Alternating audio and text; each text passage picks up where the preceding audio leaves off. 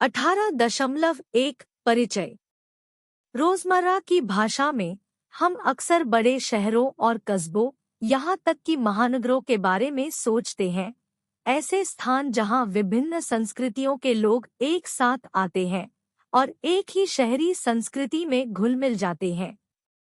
यदि हम इसे वैज्ञानिक दृष्टिकोण से देखें, विशेषकर भौतिकी के संदर्भ में, तो हम इसे शहरीकरण की केंद्राभिमुख शक्ति कह सकते हैं।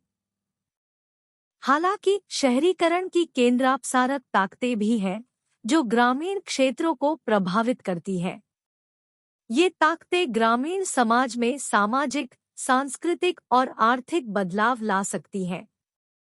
शहरी समाजशास्त्र के क्षेत्र में इन परिवर्तनों का अध्ययन महत्वपूर्ण हो गया है और कई अध्ययन इस बात पर ध्यान केंद्रित करते हैं कि ग्रामीण क्षेत्रों में सामाजिक और सांस्कृतिक बदलाव कैसे होते हैं। पिछले कुछ दशकों में भारत और पश्चिम दोनों के कई लेखकों ने अध्ययन के इस क्षेत्र में योगदान दिया है।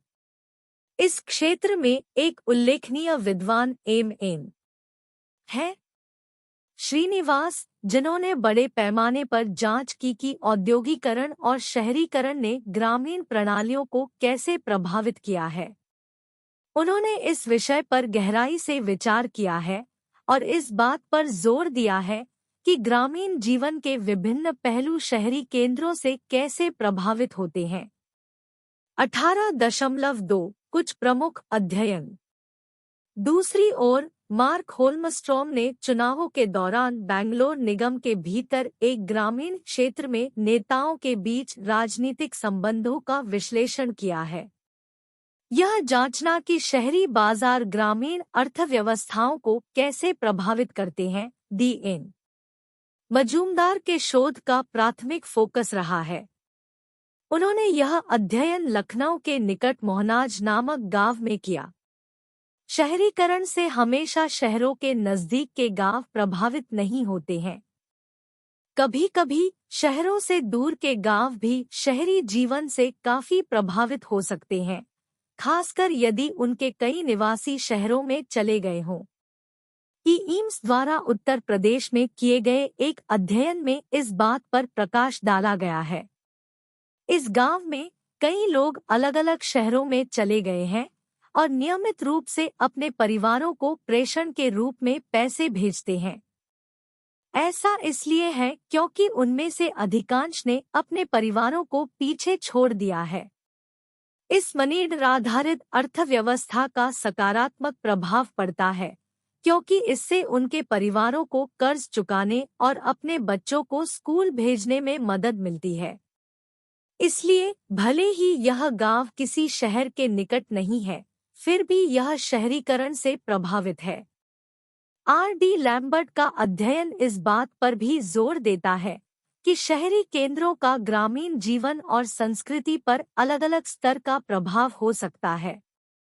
सामाजिक परिवर्तन उन क्षेत्रों में सबसे महत्वपूर्ण होते हैं जहां शहरीकरण अचानक और बड़े पैमाने पर होता है। इस क्षेत्र में सबसे महत्वपूर्ण कार्य एम.ए. द्वारा किया गया है। राव, उनका तर्क है कि भारत भर के कई गांव शहरी प्रभावों से तेजी से प्रभावित हो रहे हैं। हालांकि इस प्रभाव की प्रकृति इस बात पर निर्भर करती है कि किसी गांव का शहरी क्षेत्र के साथ किस प्रकार का संबंध है, चाहे वह शहर हो या कस्बे। 18.3 ग्रामीण और शहरी क्षेत्रों पर प्रवासन का प्रभाव।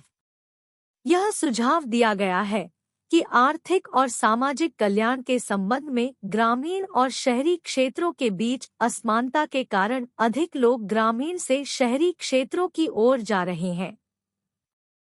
कई कारक ग्रामीण निवासियों को शहरी केंद्रों की ओर आकर्षित करते हैं, विशेष रूप से अत्यधिक उत्पादक उद्योगों वाले। ग्रामीण गरीबों में से बहुत से लोग अपनी जीवित रहने की रणनीति के तहत और गांव में अपने परिवार की आय को पूरा करने के लिए शहरों में चले जाते हैं। ग्रामीण अर्थव्यवस्था अक्सर विभिन्न मौसमों में घूमने वाले लोगों द्वारा श्रम आपूर्ति और मांग को संतुलित करती है। ग्रामीण शहरी प्रवास के 3 मुख्य प्रकार हैं। आय, कुछ गांवों में आबादी का एक बड़ा हिस्सा अपने परिवारों को अपने गृह गांवों में छोड़कर दूर के शहरी क्षेत्रों में रोजगार की तलाश करता है। यह स्थिति केवल देश तक ही सीमित नहीं है, बल्कि विदेशी शहरों में भी होती है। ये प्रवासी अक्सर त्योहारों या पारिवारिक कार्यक्रमों के दौरान अपने गांव आते हैं और नियमित रूप से पैसे वापस भेजते हैं। धन के इस प्रवाह से गांव में परिवारों की आर्थिक स्थिति में सुधार होता है और कुछ लोग आधुनिक घर भी बनाते हैं और भूमि और उद्योग में निवेश करते हैं। इस प्रकार शहरीकरण का प्रभाव इन गांवों में महसूस किया जाता है, भले ही वे शहरों से भौतिक रूप से दूर हों। 2. कुछ गांव औद्योगिक शहरों के पास स्थित हैं और वे विभिन्न प्रभावों का अनुभव करते हैं। इसमें कुछ गांवों का पूर्ण विस्थापन, भूमि का आंशिक अधिग्रहण, अप्रवासी श्रमिकों की आमद, नए निवासियों के लिए सुविधाओं की बढ़ती मांग और अप्रवासियों और मूल निवासियों के बीच संबंधों में बदलाव शामिल हो सकते हैं। इन क्षेत्रों में औद्योगिकरण से ग्रामीणों के लिए रोजगार के अवसर पैदा होते हैं, जिससे उनकी व्यावसायिक संरचना में बदलाव आता है। इसका मतलब यह है कि ग्रामीण अपने परिवार के वयस्क सदस्यों को खेती के साथ-साथ कारखानों में काम करने के लिए भेजते हैं। काफी संख्या में श्रमिक शहर से कारखानों की ओर आ सकते हैं और अंततः शहर में स्थानांतरित हो सकते हैं। गांवों पर विशिष्ट प्रभाव उद्योग की प्रकृति पर निर्भर करता है। उदाहरण के लिए, कृषि आधारित उद्योग किसानों को गन्ने जैसी विशिष्ट फसलों की खेती के लिए प्रोत्साहित करते हैं। 3. तीसरे प्रकार का शहरी प्रभाव तब होता है जब महानगरीय शहरों का मेगालोपोलिस में विस्तार होता है। इन स्थितियों में गांवों को विस्तारित शहर में समाहित किया जा सकता है या आबादी क्षेत्र के बाहर उनकी भूमि का उपयोग शहरी विकास के लिए किया जा सकता है। इससे शहर की सीमाओं के भीतर ग्रामीण इलाकों का निर्माण होता है। ऐसे गांवों में भूमिहीन किसानों को नकद मुआवजा मिलता है, जिसे वे कहीं और निवेश कर सकते हैं या वाणिज्य के लिए उपयोग कर सकते हैं। ग्रामीण अक्सर शहरी रोजगार की तलाश करते हैं और जिनके पास आंशिक रूप से अधिग्रहित भूमि है, वे कुछ फसलों की मांग को ध्यान में रखते हुए अभी भी खेती कर सकते हैं। बड़े शहर भी कम भीड़-भाड़ वाली ग्रामीण जीवन शैली की तलाश में शहरी निवासियों के पलायन का कारण बनते हैं। बड़े शहरों के पास के ग्रामीण इलाके अक्सर उन गरीब दैनिक यात्रियों के लिए शयनगृह के रूप में काम करते हैं, जिन्हें शहरों में आवास नहीं मिल पाता है। बुनियादी सुविधाओं की कमी और सामाजिक विखंडन के कारण इन ग्रामीण क्षेत्रों को सामाजिक और आर्थिक समस्याओं का सामना करना पड़ता है। इसके परिणामस्वरूप महामारी, सामाजिक तनाव और समूह संघर्ष हो सकते हैं, क्योंकि स्थानीय निवासी सीमित रोजगार के अवसरों और बुनियादी सुविधाओं के लिए प्रवासी समूहों के साथ प्रतिस्पर्धा करते हैं। इसके अतिरिक्त शहरों में पर्यावरण की वकालत प्रदूषणकारी उद्योगों को इन क्षेत्रों में धकेल सकती है, जिससे परिधीयकरण की प्रक्रिया शुरू हो सकती है। आर्थिक प्रभाव के अलावा ऐसे गांवों में राजनीतिक परिवर्तन भी होते हैं। ग्रामीण अक्सर शहर या निगम की राजनीति में सीधे भाग लेते हैं। परिधि में झुग्गी झोपड़ियों में रहने वाले लोग राजनीतिक दलों के लिए महत्वपूर्ण मतदान केंद्र बन जाते हैं और वे शहर, राज्य और राष्ट्रीय राजनीति से प्रभावित होते हैं। यह पारंपरिक गांवों से अलग है, जहां राजनीतिक संरचनाओं की मध्यस्थता तालुक और जिला स्तरों के माध्यम से की जाती है। इन गांवों का शहरों से सीधा प्रशासनिक संबंध है। यह ध्यान रखना महत्वपूर्ण है कि सभी गांव एक ही तरह से शहरी प्रभावों के संपर्क में नहीं है। एक गांव और आसपास के शहरों के बीच संबंधों की प्रकृति, साथ ही इस स्थिति पर गांव की प्रतिक्रिया एक स्थान से दूसरे स्थान पर भिन्न होती है। 18.4 शहरी क्षेत्रों का प्रभाव। ग्रामीण क्षेत्रों, विशेषकर कृषि पर शहरी क्षेत्रों का प्रभाव महत्वपूर्ण है। कृषि सहित ग्रामीण अर्थव्यवस्थाएं शहरी विकास से उत्पन्न चुनौतियों से निपटने में उल्लेखनीय लचीलापन और अनुकूलनशीलता दिखाती है, खासकर वैश्वीकरण के युग में। ग्रामीण क्षेत्र आधुनिक क्षेत्रों के विकास को समर्थन देने के लिए आवश्यक संसाधन उपलब्ध कराने में महत्वपूर्ण भूमिका निभाते हैं, जो आमतौर पर शहरी क्षेत्रों में केंद्रित होते हैं। वे इन आधुनिक क्षेत्रों के पूंजीगत और दिन प्रतिदिन के खर्चों के वित्तपोषण के लिए जिम्मेदार हैं। इसके अतिरिक्त ग्रामीण क्षेत्रों से अपेक्षा की जाती है कि वे श्रमिकों और उनके परिवारों के ग्रामीण से शहरी क्षेत्रों में प्रवास से जुड़ी लागतों को कवर करके संक्रमण के दौरान उन्हें आश्रय और जीविका प्रदान करके शहरी औद्योगिक विकास का समर्थन करें। इसके अलावा ग्रामीण क्षेत्र कस्बों और शहरों में रोजगार के लिए सक्षम पुरुष श्रमिकों को छोड़ते हैं, जिससे इन शहरी क्षेत्रों को फलने फूलने में मदद मिलती है। जब वैश्विक बाजार में उतार चढ़ाव, तकनीकी परिवर्तन या अन्य सामाजिक राजनीतिक व्यवधानों के कारण औद्योगिक क्षेत्र मंदी का सामना करता है, तो विस्थापित श्रमिक अक्सर अल्पकालिक रोजगार के लिए कृषि की ओर रुख करते हैं। ग्रामीण क्षेत्र भी अधिशेष और निवेश योग्य निधि का योगदान करते हैं। औपनिवेशिक काल के दौरान शासकों ने उपनिवेशों से संसाधन निकालने के लिए तंत्र विकसित किए और कई कम विकसित देशों में औपनिवेशिक शासन समाप्त होने के बाद भी यह प्रथा जारी रही। इसके परिणामस्वरूप प्रति व्यक्ति आय और समग्र आर्थिक और सामाजिक कल्याण के मामले में कृषि और गैर कृषि क्षेत्रों और ग्रामीण और शहरी क्षेत्रों के बीच महत्वपूर्ण असमानताएं पैदा हुई है। गांवों पर शहरी केंद्रों के प्रभाव को बेहतर ढंग से समझने के लिए इन प्रभावों को आर्थिक, सामाजिक, सांस्कृतिक और राजनीतिक कारकों में वर्गीकृत करना उपयोगी है। हालांकि यह ध्यान रखना महत्वपूर्ण है कि इनमें से प्रत्येक श्रेणी में विभिन्न उपश्रेणियां शामिल हैं।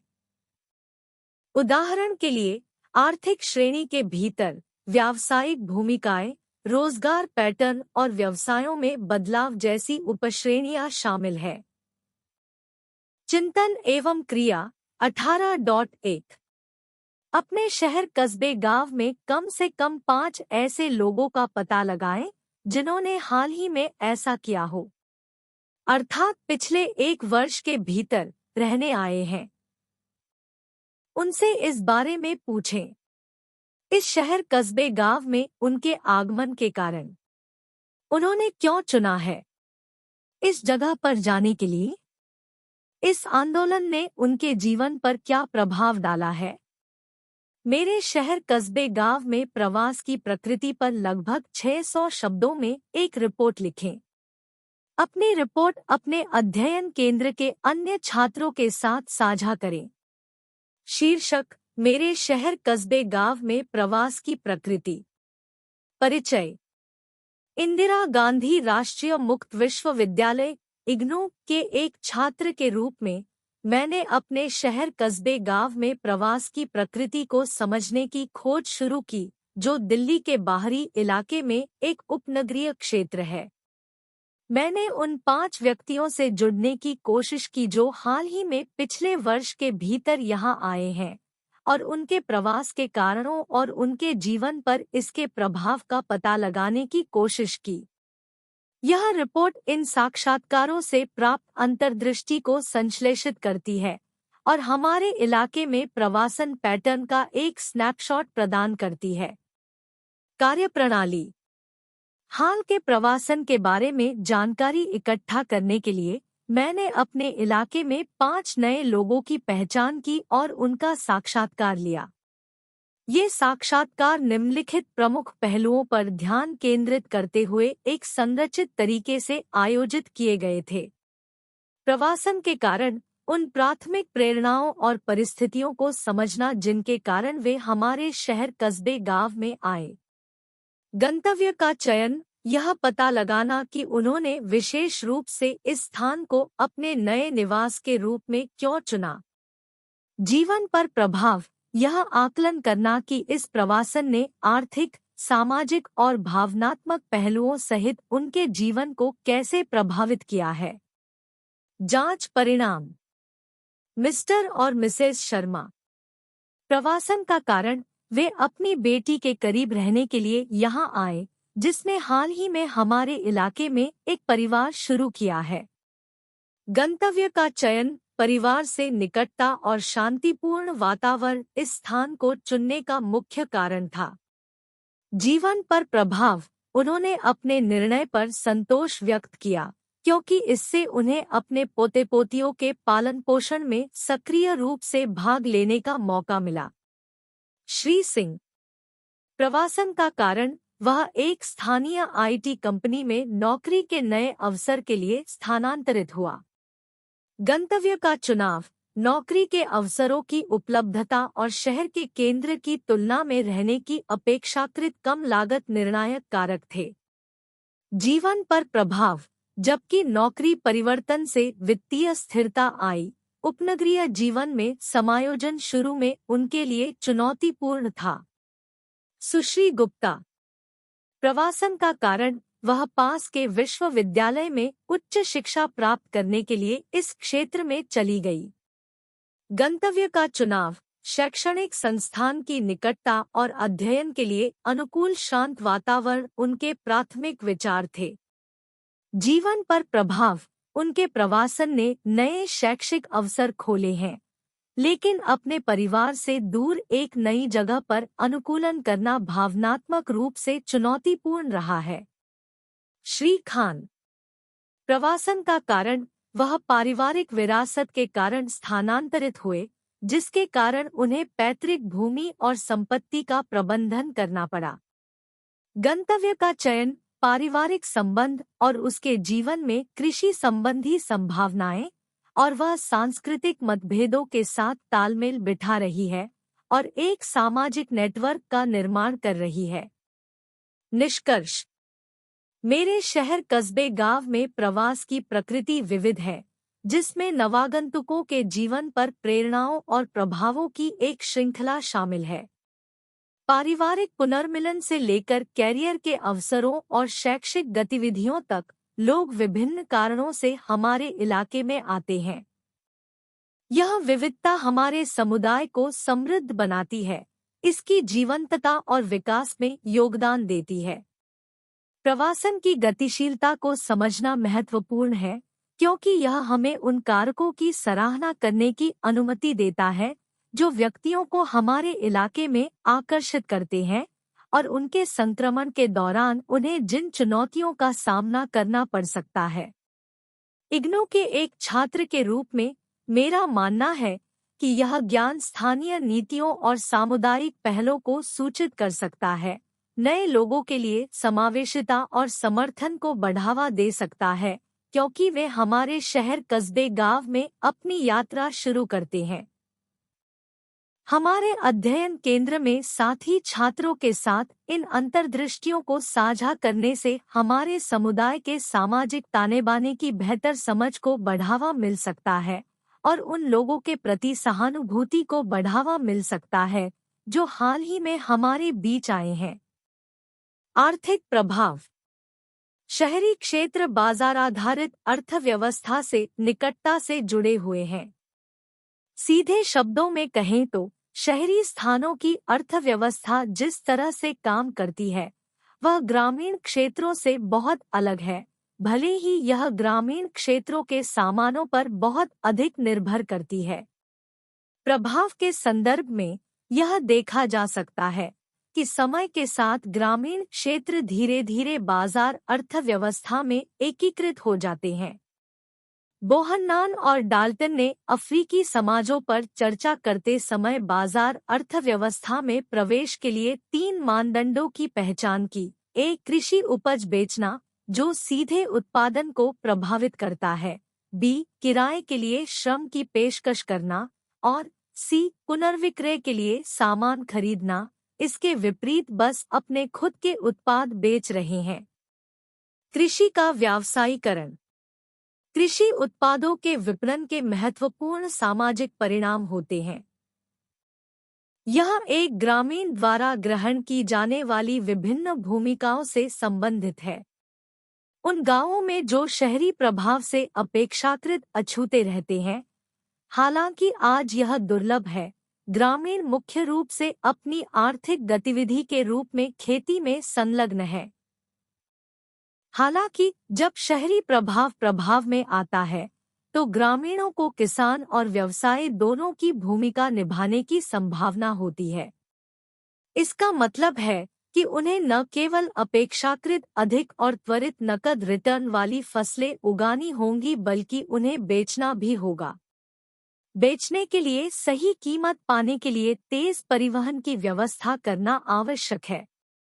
इसके अतिरिक्त उगाई जाने वाली फसलों के प्रकार में भी बदलाव आ रहा है, जो मुख्य खाद्य फसलों से सब्जियों, फलों, बागवानी, मुर्गी पालन और डेयरी खेती की ओर बढ़ रहा है। दूसरे शब्दों में, शहरी बाजार अर्थव्यवस्था खेती के विकल्पों की एक विस्तृत श्रृंखला प्रदान करती है। इसका स्पष्ट उदाहरण गांव से शहरी क्षेत्र की ओर यात्रा करते समय देखा जा सकता है। जैसे जैसे कोई शहर के करीब पहुंचता है, वहां चावल, गेहूं या दाल जैसे मुख्य खाद्य पदार्थों की तुलना में सब्जियों, फलों और फूलों की खेती अधिक होती है। यह केवल महानगरों या शहरों के पास के गांवों तक ही सीमित नहीं है, बल्कि उन गांवों पर भी लागू होता है जो शहरी क्षेत्रों से अपेक्षाकृत दूर हैं, लेकिन उनके पास अच्छे परिवहन और संचार कनेक्शन है। हालांकि इससे अक्सर ग्रामीणों को अच्छा आर्थिक लाभ मिलता है, लेकिन कभी-कभी इससे दूरदराज के गांवों में किसानों को महत्वपूर्ण आर्थिक नुकसान होता है। एक उल्लेखनीय उदाहरण कुछ साल पहले हुआ था, जब बाजार में आलू की अत्यधिक आपूर्ति थी। कई किसान न तो अपनी उपज किसी बाजार में बेच पाते थे और न ही उसका उचित भंडारण कर पाते थे। ऐसा इसलिए हुआ क्योंकि किसान पिछले वर्ष के बाजार मूल्यों के आधार पर यह तय करते हैं कि कौन सी फसल बोनी है, बिना यह सोचे कि अन्य लोग भी वही फसल उगा रहे हैं, जिससे कीमतों में गिरावट आती है। इस समस्या के समाधान के लिए किसानों को फसल पैटर्न और पर्याप्त भंडारण सुविधाओं के बारे में जानकारी प्रदान करना महत्वपूर्ण है। समाजशास्त्रीय दृष्टिकोण से भूमिकाओं और कृषि पद्धतियों में बदलाव का ग्रामीण समाज पर महत्वपूर्ण प्रभाव पड़ता है। परंपरागत रूप से जाति व्यवस्था में विशिष्ट जातियां केवल मामूली बदलावों के साथ विशेष व्यवसायों से जुड़ी होती थी। उदाहरण के लिए, अहीर जाति डेयरी फार्मिंग से जुड़ी थी और माली जाति बागवानी से जुड़ी थी। हालांकि बुनियादी स्तर पर जाति और व्यवसाय के बीच इस संबंध का नकारात्मक पक्ष यह था कि अन्य जातियां अलग-अलग गैर पारंपरिक व्यवसायों को कम प्रतिष्ठित मानती थी। जाति ने यहाँ दोहरी भूमिका निभाई, एक पहचान चिह्नक के रूप में भी काम किया। अब जैसे जैसे ग्रामीण शहरी बाजार अर्थव्यवस्था में शामिल होते जा रहे हैं, वे अंततः इन जाति सीमाओं को तोड़ते हैं और नए व्यवसायों को अपनाते हैं, भले ही कुछ प्रतिरोध के बाद। पारंपरिक कृषक, जो मुख्य रूप से मुख्य खाद्य फसलें उगाते हैं, सब्जियों, फलों, फूलों की खेती करना शुरू करते हैं और यहाँ तक कि मुर्गी पालन और डेयरी फार्मिंग में भी संलग्न होते हैं। यह ध्यान रखना महत्वपूर्ण है कि ये किसान सब्जियां, फल और फूल उगाने में बिल्कुल नए नहीं थे। हालांकि उन्होंने पहले व्यक्तिगत उपभोग के लिए ऐसा किया था, व्यावसायिक उद्देश्यों के लिए नहीं। विश्लेषणात्मक रूप से इस बदलाव ने जाति के आधार पर व्यावसायिक स्तरीकरण को धुंधला कर दिया। दूसरे शब्दों में, तथाकथित निचली जातियां, जो पारंपरिक अर्थव्यवस्था में भी आर्थिक रूप से वंचित थी, अब नई अर्थव्यवस्था में खुद को अन्य जातियों के साथ बराबरी पर पाती है। नतीजतन इन नई बाधाओं के कारण उनके पास अधिक सौदेबाजी की शक्ति थी। नौकरी की भूमिकाओं में बदलाव का मतलब यह भी है कि किसानों को नए कार्य सीखने होंगे, नए कौशल हासिल करने होंगे और सब्जियां उगाने, उन्हें परिवहन करने और उन्हें बेचने जैसी उद्देश्य संचालित गतिविधियों में संलग्न होना होगा। उन्होंने नीलामी बाजार में दलालों, जिन्हें सब्जी मंडी के नाम से जाना जाता है, गाड़ी चलाने वालों और गांव में अनुबंधित बागवानों के साथ भी व्यवहार करना शुरू कर दिया।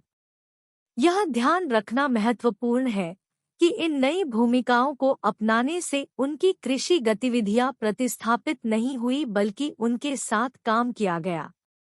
हालांकि इसके लिए उन्हें अपने संसाधनों, सामग्री और मानव संसाधन दोनों को पुनर्गठित करने और विकल्प चुनने की आवश्यकता थी। परिणामस्वरूप बड़े और मध्यम आकार के किसानों, जिनके घरों में पर्याप्त श्रमिक नहीं थे, ने अपने खेती कार्यों के आंशिक मशीनीकरण का विकल्प चुना, श्रमिकों को काम पर रखा और कटाई से पहले अपनी फसल बेच दी। दूसरी ओर, पर्याप्त घरेलू श्रम लेकिन सीमित भूमि वाले किसानों ने अतिरिक्त भूमि पट्टे पर लेने का विकल्प चुना, अल्पकालिक सब्जियां उगाने पर ध्यान केंद्रित किया और अपनी भूमि पर गहन खेती की। वैश्वीकरण के समय में इस पर विचार करना आवश्यक है कि व्यवसाय कैसे बदलते हैं। शहरी क्षेत्र इसमें महत्वपूर्ण भूमिका निभाते हैं। वे न केवल ग्रामीण लोगों को अपने कृषि उत्पाद बेचने की अनुमति देते हैं, बल्कि नौकरी के अवसर भी प्रदान करते हैं, जैसा कि पहले उल्लेख किया गया है। खेती के लिए श्रम की उपलब्धता अक्सर शहरों में उपलब्ध काम के विकल्पों से प्रभावित होती है। जब गांव का कोई व्यक्ति शहरी नौकरी बाजार में प्रवेश करता है, तो यह आमतौर पर जमीन और पर्याप्त संसाधनों के कारण होता है। शिक्षा और शहरों में प्रभावशाली लोगों के साथ संबंध भी उन्हें बेहतर नौकरियां हासिल करने में मदद करते हैं। हालांकि शहरी नौकरी पाने का मतलब यह नहीं है कि वे पूरी तरह से खेती छोड़ दें। शहरों में आने वाले कई प्रवासियों के पास अभी भी अपनी जमीन पर या तो परिवार के सदस्यों या किराए के खेत श्रमिकों द्वारा खेती की जाती है। अक्सर जबकि परिवार का एक सदस्य खेत का प्रबंधन करता है, दूसरों को शहरों में रोजगार खोजने के लिए प्रोत्साहित किया जाता है। शहरों में नौकरियों के अलावा शहरी क्षेत्रों और ग्रामीण इलाकों के बीच व्यापार और व्यवसाय का विकास भी लोगों के काम के प्रकार को बदलने में महत्वपूर्ण है। इस श्रेणी में अनुबंधित किसान, दलाल और दुकानदार शामिल हैं। जब ग्रामीण क्षेत्रों में इस प्रकार की व्यावसायिक गतिविधियां विकसित होती हैं, तो इसका मतलब है कि ये स्थान शहरों और कस्बों की बाजार अर्थव्यवस्था का हिस्सा बन रहे हैं। यह बोहन और डाल्टन की तीसरी श्रेणी के अनुरूप है, जिसमें उत्पादों को दोबारा बेचने के लिए खरीदना शामिल है। शहरी प्रभावों के कारण गांवों के परिवार भी नौकरियों और नौकरी परिवर्तनों के विभिन्न संयोजनों को अपनाते हैं। आधुनिकीकरण और वैश्वीकरण के कारण कई ग्रामीण अब पारंपरिक और आधुनिक दोनों कार्यों में संलग्न हैं। उदाहरण के लिए, एक पति शहर में क्लर्क, चपरासी या कॉल सेंटर कर्मचारी के रूप में काम कर सकता है, जबकि उसकी पत्नी गांव में खेत मजदूर के रूप में काम कर सकती है। एक और प्रवृत्ति यह है कि ग्रामीण अक्सर पारंपरिक नौकरी से शुरुआत करते हैं, लेकिन बीच-बीच में आधुनिक नौकरी पर चले जाते हैं। हालांकि अनिश्चित वैश्विक या राष्ट्रीय नौकरी बाजारों के कारण वे अपने पारंपरिक व्यवसाय में लौट सकते हैं। विद्वानों का सुझाव है कि जब शहरी रोजगार खत्म हो जाता है, तो पारंपरिक नौकरियां सुरक्षा जाल के रूप में कार्य करती है। व्यवसायों पर शहरी प्रभाव का अंतिम रूप तब होता है जब कम आय वाले शहरी क्षेत्रों में पारंपरिक नौकरियों को अपनाया जाता है। नाई और सफाईकर्मी जैसी नौकरियां, जो जाति पर आधारित है, अभी भी कस्बों और शहरों में प्रचलित है, लेकिन वे पारंपरिक सामाजिक और आर्थिक बाधाओं से बंधे नहीं हैं। जब ग्रामीण अर्थव्यवस्था आसपास के शहरों के माध्यम से क्षेत्रीय और राष्ट्रीय बाजारों से जुड़ जाती है, तो इससे नौकरियों में बदलाव होता है और कृषि असमानताएं अधिक स्पष्ट हो जाती है। जब कोई देश वैश्वीकरण और संरचनात्मक सुधारों को अपनाता है, तो यह अक्सर कुछ बड़े शहरों और उनके आसपास तेजी से विकास का कारण बनता है। राष्ट्रीय और वैश्विक दोनों बाजारों के उद्यमी उद्योगों में निवेश करते हैं, जिनमें से कई इन प्रमुख शहरों और उसके आसपास उगते हैं। दुर्भाग्य से वैश्वीकरण कृषि अर्थव्यवस्था को ज्यादा मदद नहीं करता है, क्योंकि यह वैश्विक खिलाड़ियों को आकर्षित नहीं कर सकता है। इसके बजाय अंतर्राष्ट्रीय बाजार से कृषि और संबंधित उत्पादों का आयात करने से इन उत्पादों की कीमतें कम हो जाती हैं, जिसका ग्रामीण क्षेत्रों पर नकारात्मक प्रभाव पड़ता है।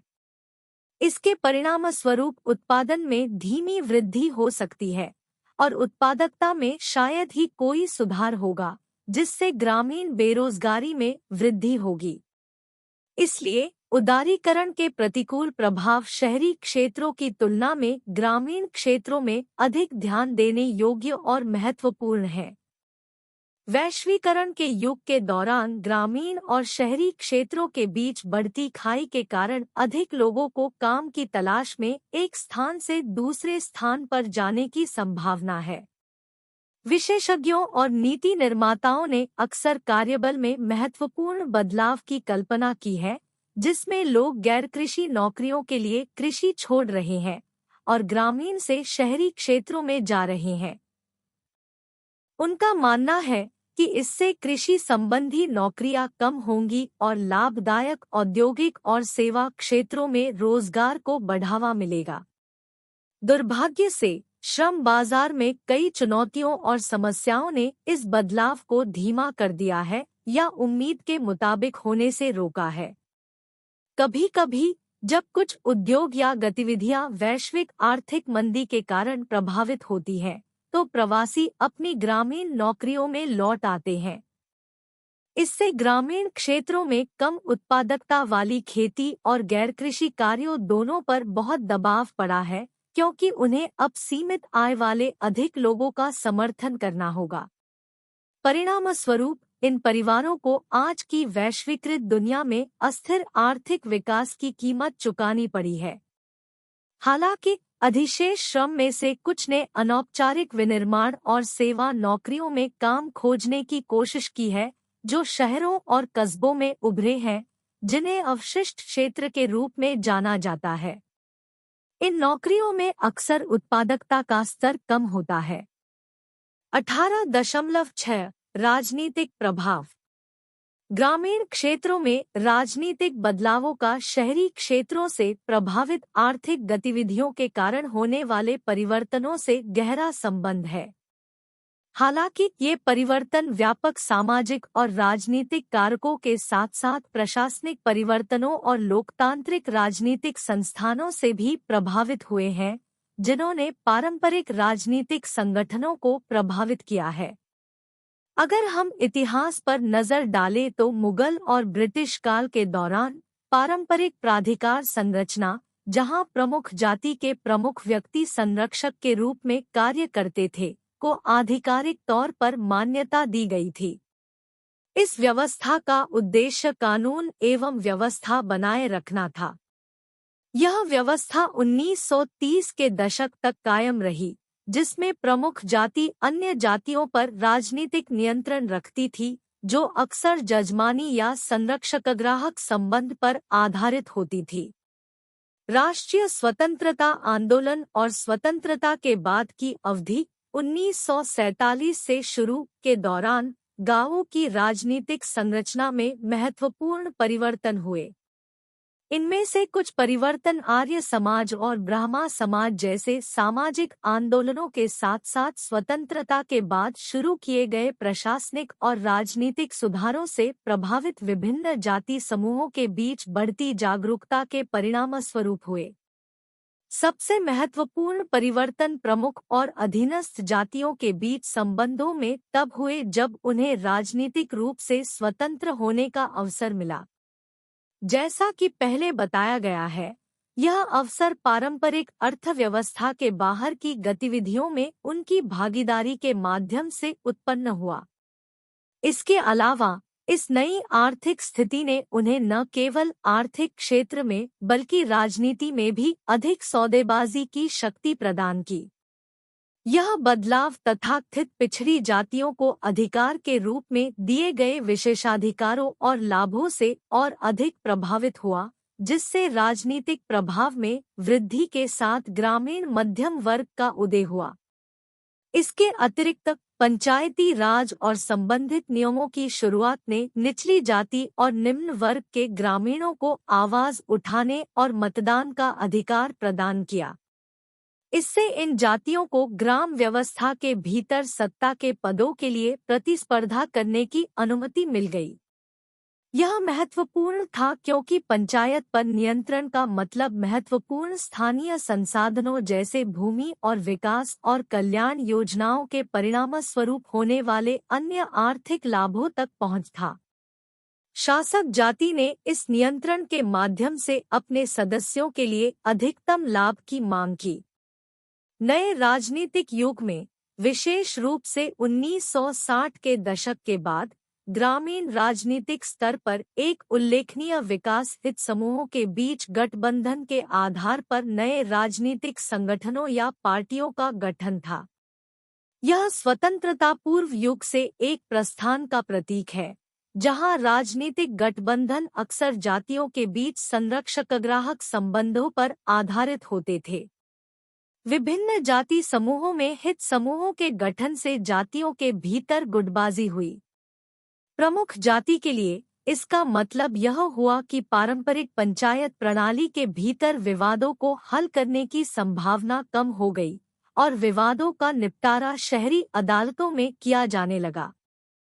लंबे समय में इसका पारंपरिक सामाजिक संरचना की नैतिक व्यवस्था पर प्रभाव पड़ा। 18.7 सामाजिक प्रभाव। किसी भी समाज में, चाहे वह ग्रामीण हो या शहरी, विभिन्न पहलू एक दूसरे से जुड़े होते हैं। इसलिए जब एक पहलू में परिवर्तन होता है, तो इसका प्रभाव अन्य पहलुओं पर भी पड़ता है। यह बात ग्रामीण इलाकों पर भी लागू होती है। जैसा कि पहले उल्लेख किया गया है, ग्रामीण क्षेत्रों में पहला ध्यान देने योग्य परिवर्तन अक्सर आर्थिक क्षेत्र में होता है, लेकिन इसका असर पारंपरिक सामाजिक संरचना पर भी पड़ता है। इसके अलावा आर्थिक प्रणाली के एक हिस्से में बदलाव दूसरी आर्थिक गतिविधि को प्रभावित कर सकता है।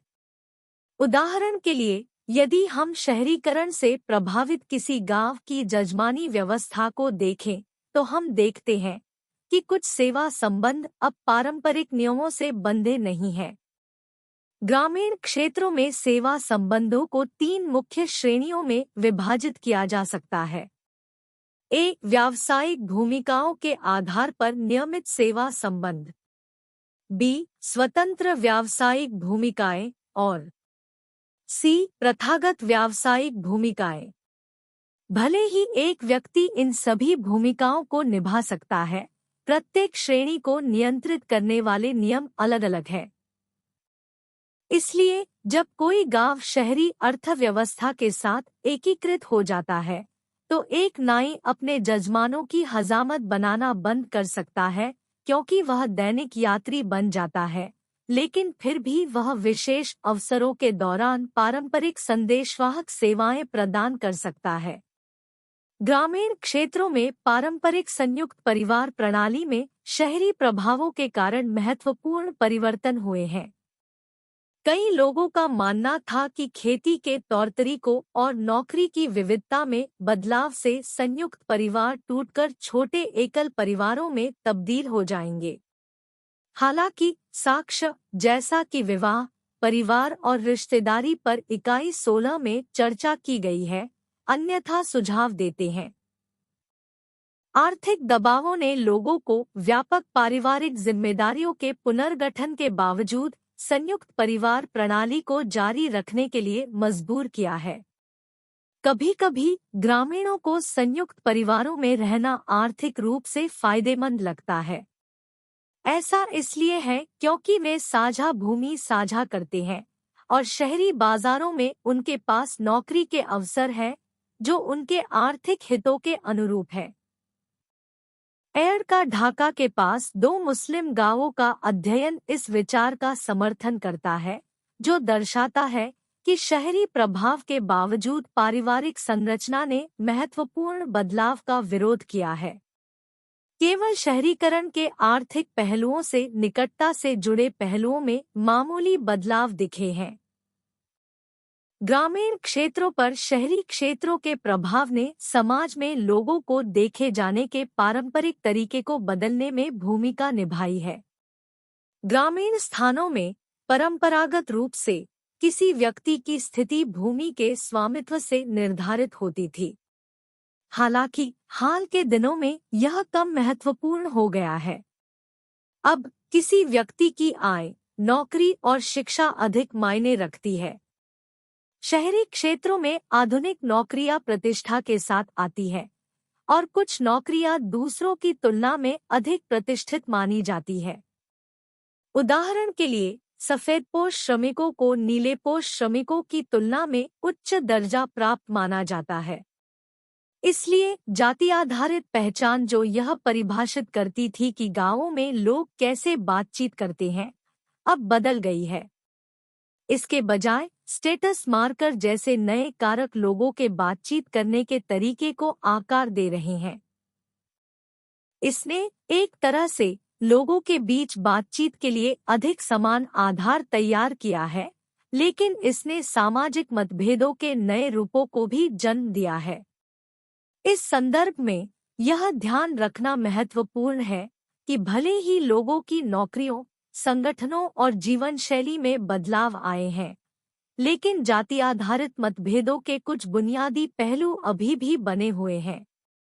इनमें एक ही जाति में विवाह करने के नियम, सजातीय विवाह, एक साथ भोजन करने के नियम, सहभोजिता और स्थानीय स्तर पर अनुष्ठानों का क्रम शामिल है।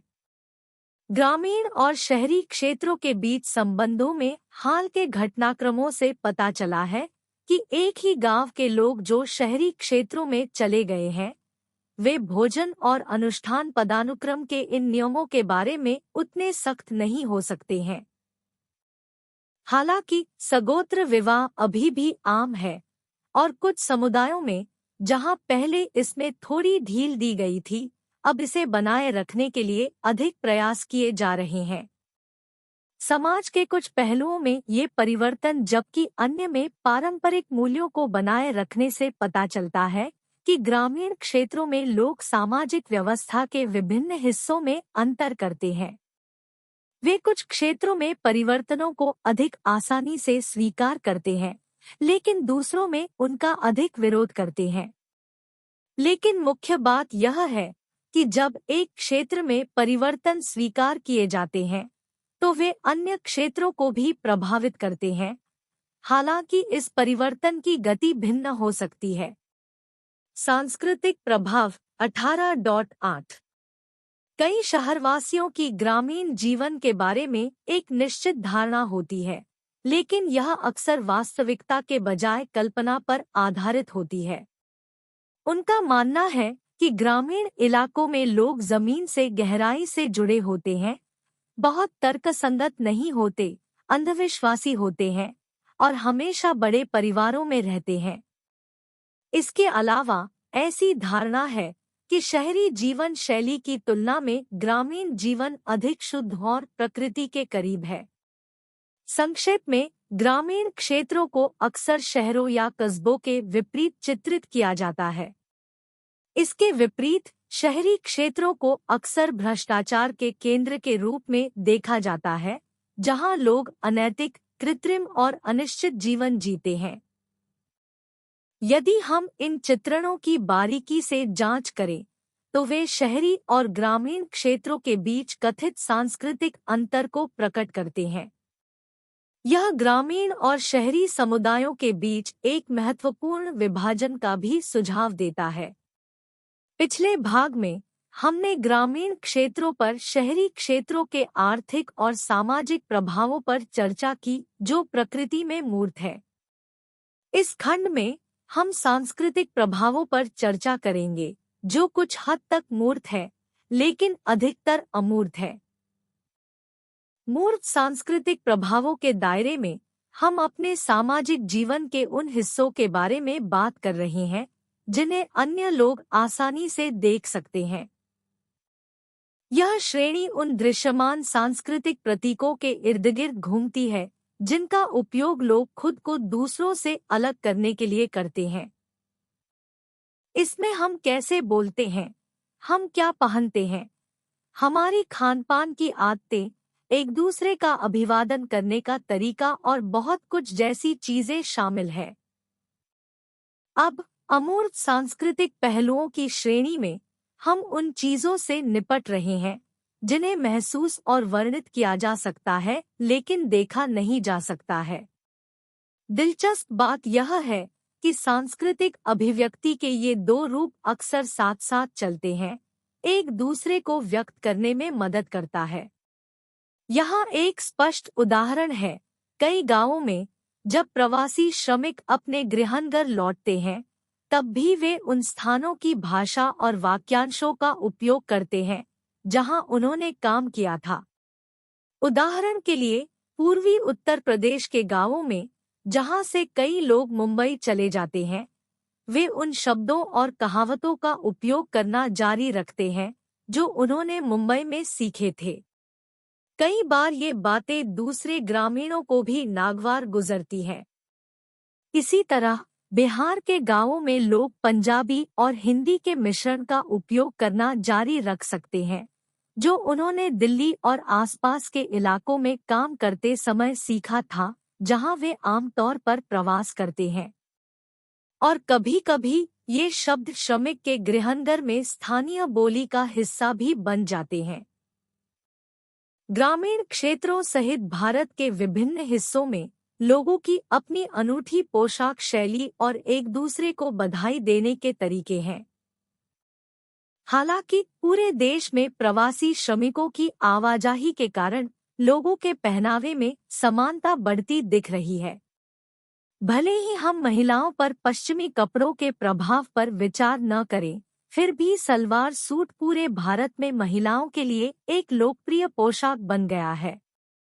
इसी तरह एक महिला की वैवाहिक स्थिति को इंगित करने के लिए विभिन्न प्रतीकों का उपयोग किया जाता है, लेकिन मंगलसूत्र अब पूरे भारत में एक आम प्रतीक बन रहे हैं, जबकि पहले इनका उपयोग मुख्य रूप से दक्षिण भारत में किया जाता था। इसी तरह शर्ट और पतलून पूरे भारत में किशोरों और वयस्क पुरुषों के लिए एक आम पोशाक बन रहे हैं। यहाँ तर्क यह है कि शहरी प्रभाव कुछ हद तक ग्रामीण जीवन को अधिक समान बना रहे हैं। परिणामस्वरूप गांवों के बीच अद्वितीय सांस्कृतिक अंतर मिटते जा रहे हैं। यह आंशिक रूप से टेलीविजन जैसे जनसंचार माध्यमों के कारण है, जो विभिन्न प्रकार की छवियां और जीवन शैली दिखाता है, जो शहरी और ग्रामीण दोनों जीवन को प्रभावित करते हैं। यहाँ एक प्रश्न उठता है, क्या शहरी जीवन के प्रभाव में ग्रामीण उपभोक्ता बन रहे हैं? सरल शब्दों में, क्या वे चीजें खरीदना शुरू कर रहे हैं? इसका उत्तर देने के लिए हमें सूचना के उपभोक्ता और fast moving consumer goods (FMCG) और अन्य उत्पादों के उपभोक्ता होने के बीच अंतर करने की आवश्यकता है।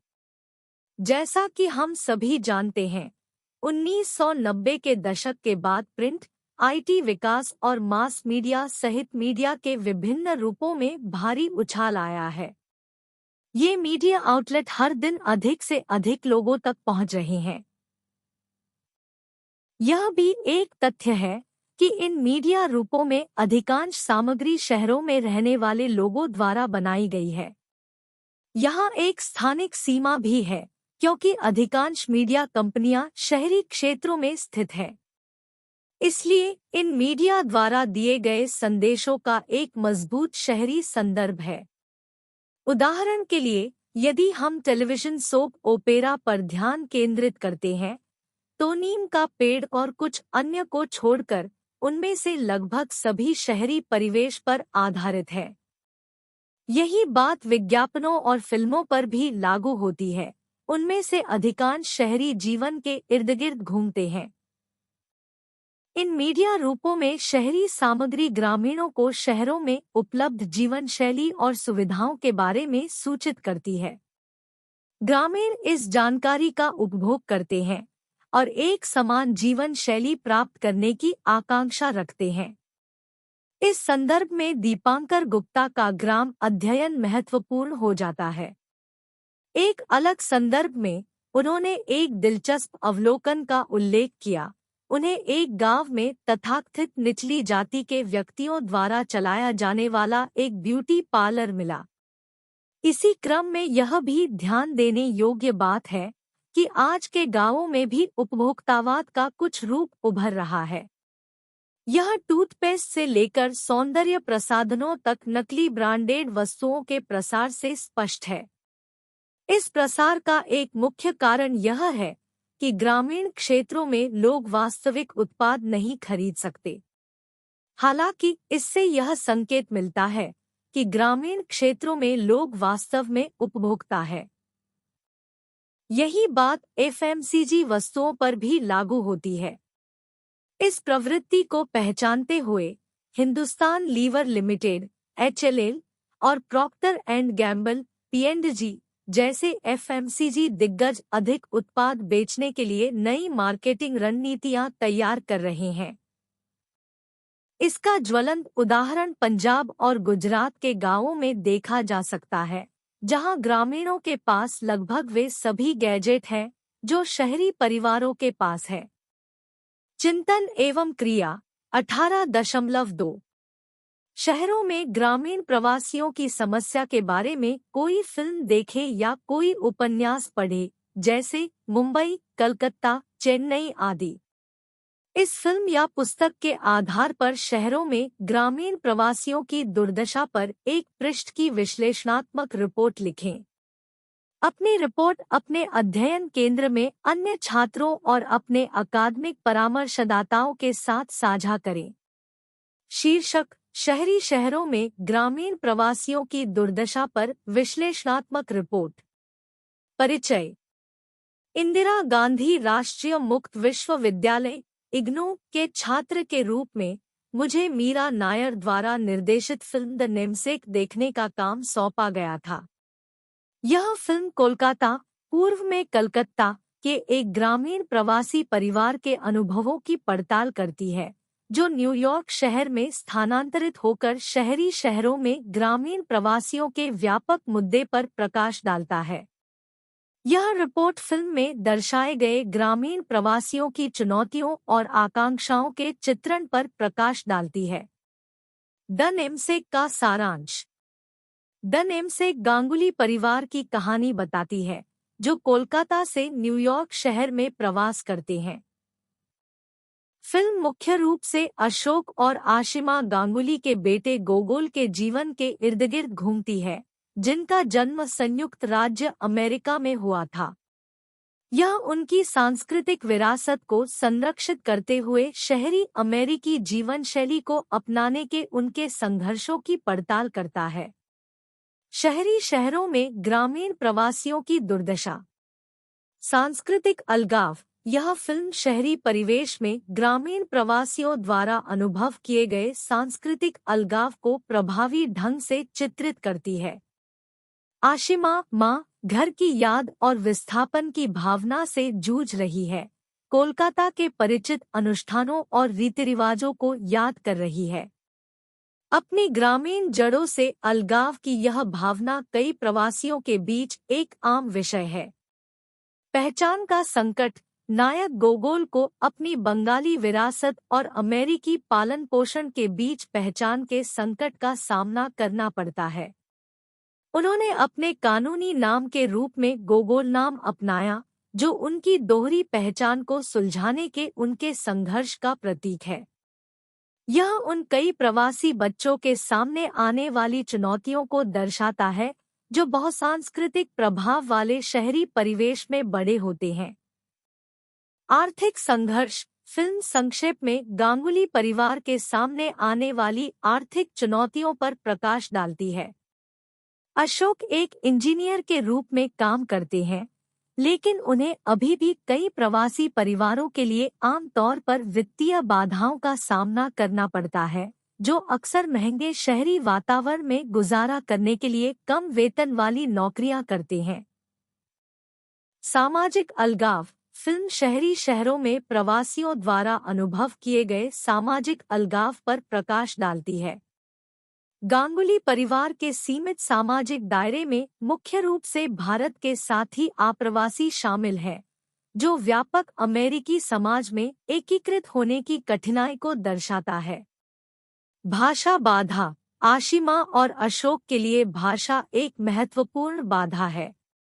वे अंग्रेजी के साथ संघर्ष करते हैं, जिससे प्रभावी ढंग से संवाद करने और शहरी जीवन के विभिन्न पहलुओं को समझने की उनकी क्षमता में बाधा आती है। न्यूयॉर्क शहर जैसे अंग्रेजी बोलने वाले शहरी केंद्रों में ग्रामीण प्रवासियों के लिए यह भाषा बाधा एक आम मुद्दा है। आवास और रहने की स्थितियां गांगुली परिवार को आवास चुनौतियों का सामना करना पड़ता है, खासकर जब अशोक की अप्रत्याशित रूप से मृत्यु हो जाती है और आशिमा अकेली रह जाती है। यह कई ग्रामीण प्रवासियों द्वारा सामना किए जाने वाले आवास संघर्ष को दर्शाता है, जो सीमित वित्तीय संसाधनों के कारण अक्सर भीड़-भाड़ या घटिया परिस्थितियों में रहते हैं। आकांक्षाएं और सपने चुनौतियों के बावजूद फिल्म ग्रामीण प्रवासियों की आकांक्षाओं और सपनों को भी उजागर करती है। अशोक की संयुक्त राज्य अमेरिका की प्रारंभिक यात्रा बेहतर भविष्य और अवसरों की इच्छा से प्रेरित थी।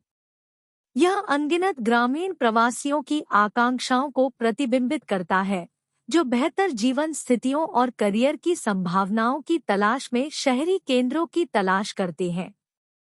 निष्कर्ष द नेमसेक शहरी शहरों में ग्रामीण प्रवासियों की दुर्दशा का एक मार्मिक और यथार्थवादी चित्रण प्रदान करता है। यह सांस्कृतिक अनुकूलन, पहचान, आर्थिक संघर्ष, सामाजिक अलगाव और प्रवासियों के जीवन को परिभाषित करने वाली आकांक्षाओं की जटिलताओं पर जोर देता है। यह फिल्म ग्रामीण प्रवासियों के सामने आने वाली चुनौतियों के बारे में जागरूकता बढ़ाने और दर्शकों के बीच सहानुभूति को बढ़ावा देने के लिए एक शक्तिशाली उपकरण के रूप में कार्य करती है। इग्नू में मेरे अध्ययन के संदर्भ में यह फिल्म शहरी क्षेत्रों में ग्रामीण प्रवासियों द्वारा सामना किए जाने वाले मुद्दों को नीतियों और समर्थन प्रणालियों के माध्यम से संबोधित करने के महत्व को रेखांकित करती है, जो उनके संक्रमण और एकीकरण को आसान बनाने में मदद कर सकते हैं। यह जरूरी है कि शैक्षणिक संस्थान और नीति निर्माता दोनों शहरी परिवेश में ग्रामीण प्रवासियों के सामने आने वाली बहुमुखी चुनौतियों का अध्ययन और समाधान करते रहें, ताकि उनकी भलाई और सामाजिक समावेशन सुनिश्चित किया जा सके। शहर ग्रामीण क्षेत्रों को कैसे प्रभावित करते हैं? इस संदर्भ में शिक्षा एक महत्वपूर्ण पहलू है। एक उल्लेखनीय प्रभाव गांवों में अंग्रेजी माध्यम स्कूलों का उदय है। कुछ लोगों का तर्क है कि इससे गरीब ग्रामीणों के सपनों का फायदा उठाया जाता है। हालांकि यह समझना महत्वपूर्ण है कि ग्रामीणों ने शहरी क्षेत्रों में प्रवासी श्रमिकों के रूप में व्यवसाय के लिए या शहरों के पास रहने के दौरान अपनी बातचीत के माध्यम से देखा है कि अंग्रेजी शिक्षा कैसे बेहतर नौकरी के अवसर पैदा कर सकती है। परिणामस्वरूप वे अपने बच्चों का दाखिला अंग्रेजी माध्यम के स्कूलों में कराना चाहते हैं।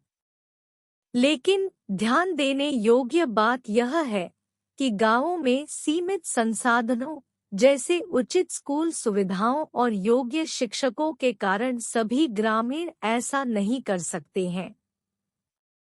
इसलिए गांव के संभ्रांत लोगों में से केवल कुछ चुनिंदा लोग ही अपने बच्चों को इन स्कूलों में भेज सकते हैं। यह महसूस करना महत्वपूर्ण है कि शहरी क्षेत्रों की जरूरतों और इस संबंध में ग्रामीणों की आकांक्षाओं के बीच संबंध बढ़ रहा है। एक 8.9 निष्कर्ष। इस इकाई में आपने सीखा कि शहरी शहर ग्रामीण जीवन को कैसे प्रभावित करते हैं और इसके विपरीत। यह स्पष्ट है कि शहरी क्षेत्रों का ग्रामीण क्षेत्रों पर अन्य तरीकों की तुलना में अधिक महत्वपूर्ण प्रभाव पड़ता है। हालांकि श्रीनिवास, मार्क होल्मस्ट्रॉम, डी.एन.